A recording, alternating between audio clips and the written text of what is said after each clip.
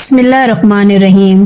پیغمبر اسلام حضرت محمد صلی اللہ علیہ وسلم کا ارشاد مبارکہ ہے کہ علم و حکمت 10 حصوں میں تقسیم ہوئی ہے، جس میں 9 حصے علی سے مخصوص ہیں اور ایک حصہ دوسرے انسانوں کے لیے ہے، اور اس ایک حصے میں بھی علی علم الناس ہے۔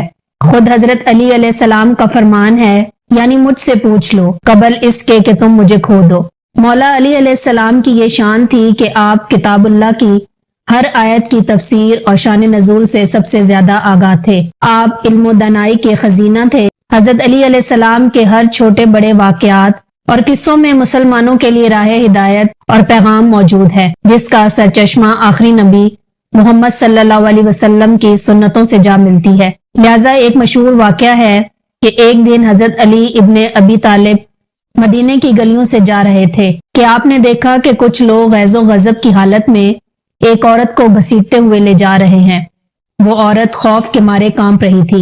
حضرت علی علیہ السلام نے پکار کر کہا کہ تم اس عورت کو کیوں گھسیٹ رہے ہو؟ لوگوں نے بتایا کہ اس عورت نے بدکاری کی ہے، اس لیے امیر المومنین عمر ابن خطاب نے اس عورت کو سنسار کرنے کا حکم دیا ہے۔ حضرت علی علیہ السلام نے اس عورت کو ان کے ہاتھوں سے چھینا اور ان لوگوں کو اس عمل سے منع فرمایا۔ چنانچہ وہ لوگ حضرت عمر کے پاس گئے اور حضرت علی علیہ السلام کے بارے میں بتایا کہ انہوں نے ان کے ساتھ ایسا سلوک کیا ہے۔ حضرت عمر فرمانے لگے، حضرت علی نے ضرور کسی بات کے معلوم ہونے پر ایسا کیا ہوگا، جاؤ ان کو میرے پاس بھیجو۔ لہذا حضرت علی ان کے پاس تشریف لائے۔ حضرت عمر ابن خطاب نے ان سے پوچھا کہ آپ نے ان لوگوں کو کیوں واپس کر دیا اور ان کو اس بدکار عورت پر حد قائم کرنے سے منع کیوں کیا؟ علی علیہ السلام نے فرمایا، اے امیر المومنین، کیا آپ نے رسول اللہ صلی اللہ علیہ وسلم کا یہ ارشاد نہیں سنا کہ آپ نے فرمایا 3 طرح کے لوگوں سے قلم اٹھا لیا گیا ہے، یعنی وہ بے قصور ہے۔ ایک سونے والا آدمی یہاں تک کہ وہ بیدار ہو جائے، دوسرا نابالغ جب تک کہ وہ بالغ نہ ہو جائے، اور تیسرا گناہ میں مبتلا آدمی جب تک کہ وہ باہوش نہ ہو جائے۔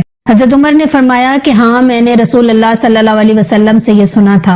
حضرت علی نے مسکراتے ہوئے فرمایا اور کہا کہ اے امیر المومنین، اس عورت کو کبھی کبھی دیوانہ پن کا دورہ پڑتا ہے، تو یہ عین ممکن ہے کہ وہ آدمی اس کے پاس اس حالت میں آیا ہو کہ اسے دیوانہ پن کا دورہ پڑا ہو۔